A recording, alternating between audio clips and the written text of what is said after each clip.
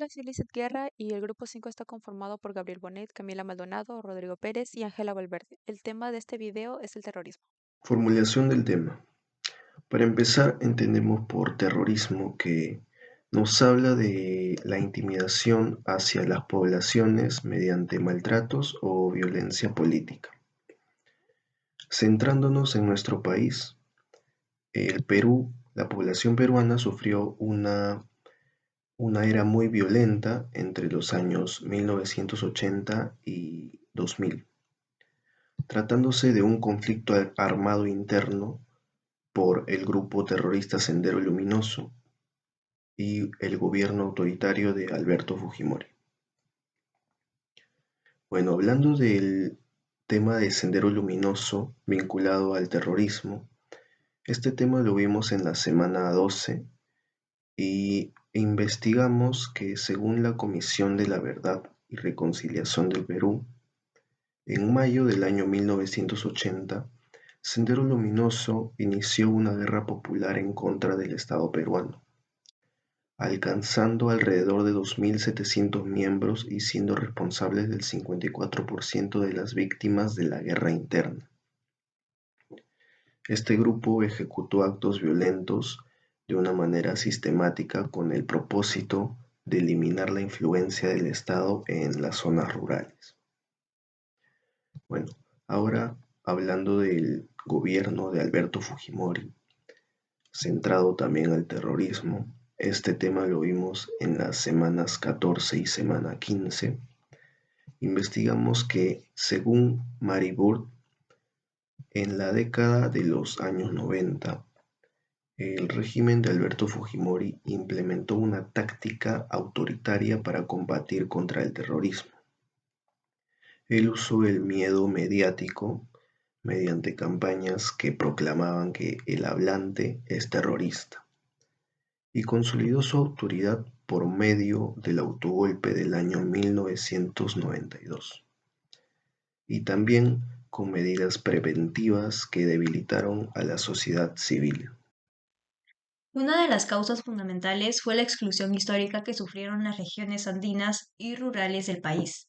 Zonas como Ayacucho, Huancavelica y Apurímac estuvieron durante años y décadas alejadas de las legislaciones o las políticas del Estado peruano. No había acceso a la educación, ni a la salud, ni a la justicia, y las oportunidades económicas eran mínimas. Según la fuente académica La lectura, el odio y el perdón en el Perú, editado por Claudia Rosas Lauro, Sendero Luminoso aprovechó esa situación de abandono para ganar cada vez más presencia en esos territorios. Abimael Guzmán y su grupo se presentaron como una opción revolucionaria, prometiendo un cambio radical en nombre de la justicia social.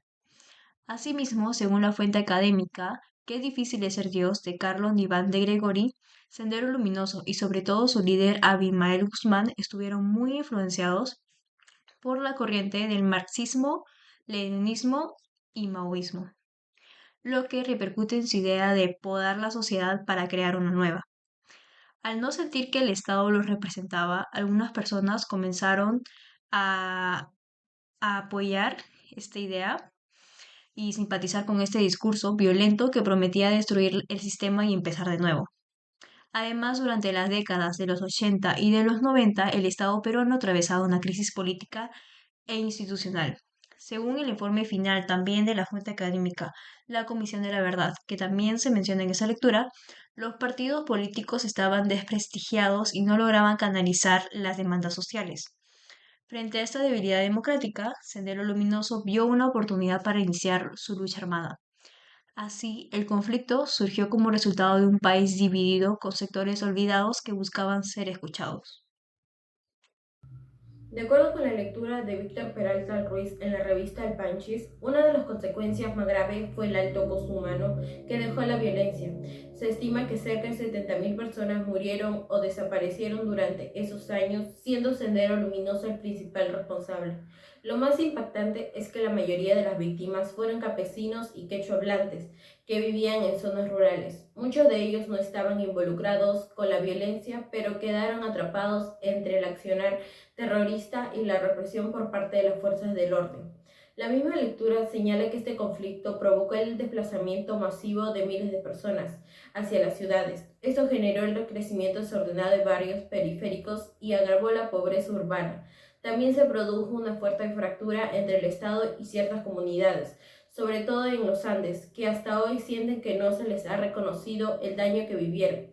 El miedo, la desconfianza y la impunidad marcaron los últimos años del siglo XX y aún dejan huellas en la sociedad peruana. Buenas noches. Hoy tengo el agrado de entrevistar a la señora Felicita Guamán y al señor Urbano Guerra. Bueno, iniciamos con la señora Felicita. ¿Usted vivió alguna situación directa relacionada con el Sendero Luminoso? Sí, buenas noches. Sí, cuando yo vivía en Huancayo, sí. Venían a la plaza de donde vivíamos, nos tocaba la puerta de todas las casas para poder salir a la plaza para que haya reunión de parte de ellos. Y ahí nos hablaba sobre su política. Incluso había un joven que era vigeo y ya lo tenían conocido. Y ese día le castigaron, ¿no? Le hicieron castigar con toda la comunidad. Y le advirtieron que sea la última vez que esté haciendo esas cosas, porque si no, a la próxima ya sí, ya le iban a matar. Ah, ok, entiendo. Voy con el señor Urbano. ¿Qué percepción tenía o tiene sobre el gobierno de Fujimori y su estrategia para combatir el terrorismo? Bueno, buenas noches. Ante todo, mira, la perspectiva que yo tengo sobre el presidente Alberto, el expresidente Alberto Fujimori, había dos aspectos. Uno que era bueno y uno era que malo. Bueno, en el bueno era que gracias a él, ¿no? La estrategia que ha empleado, o sea, se ha combatido muy bien al terrorismo en esas épocas, ¿no? Pero también había un malo, porque había militares, policías que han hecho mucho abuso con los campesinos que de ahí, ¿no? Nosotros vivíamos ahí, ¿no? Había mucho abuso, ¿no? Abuso de sus animales, abuso a veces de culparnos, o culparnos, ¿no? Que nosotros éramos terroristas, ¿no? Pero en realidad no éramos. Muchos abusos han hecho esos militares, ¿no? En ese aspecto, esa es la respuesta. Ah, ok, entiendo. Y la última pregunta sería, ¿qué le gustaría que las nuevas generaciones sepan o comprendan sobre lo que pasó en el Perú durante esos años? Bueno, que la juventud que ahora en estos tiempos que sepan, ¿no? Que había mucha violencia en esos tiempos del terrorismo, ¿no? Mucha violencia, así como había abuso de los militares y también de grupos terroristas que han hecho mucha delincuencia, mucho abuso a los campesinos. Y también sepan que ahora ha sido exterminado, ¿no? Esos grupos y gracias a la estrategia que también ha empleado, ¿no? El expresidente Alberto Fujimori, que sepan ellos que también hay pueblos olvidados, ¿no? Que en el actual gobierno de esta presidenta no se acuerdan, ¿no? Viven en pobreza, hay bastante necesidad tenemos en estos pueblos que son olvidados. En conclusión, la época del terrorismo fue un periodo que abarcó los años de 1980 hasta el año 2000, el cual se vio caracterizado por el uso sistemático de la violencia en contra de la población por ciertos grupos revolucionarios que mantenían ideales políticos.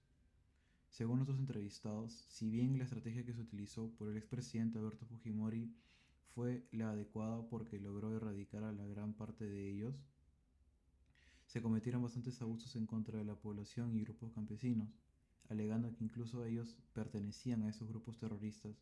Eso se refuerza por lo dicho por la Comisión de la Verdad y Reconciliación, que afirma que el 54% de los campesinos fueron víctimas por parte del terrorismo, mientras que el porcentaje restante por las Fuerzas Armadas.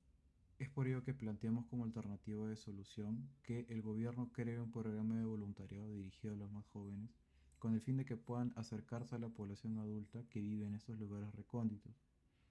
Asimismo, con la ayuda de nuestras autoridades, identificar las principales deficiencias estructurales que afrontan estos pueblos campesinos y que estos puedan ir recobrando la confianza en el Estado poco a poco, ya que es importante lograr subsanar las heridas que dejó ese periodo en nuestro país.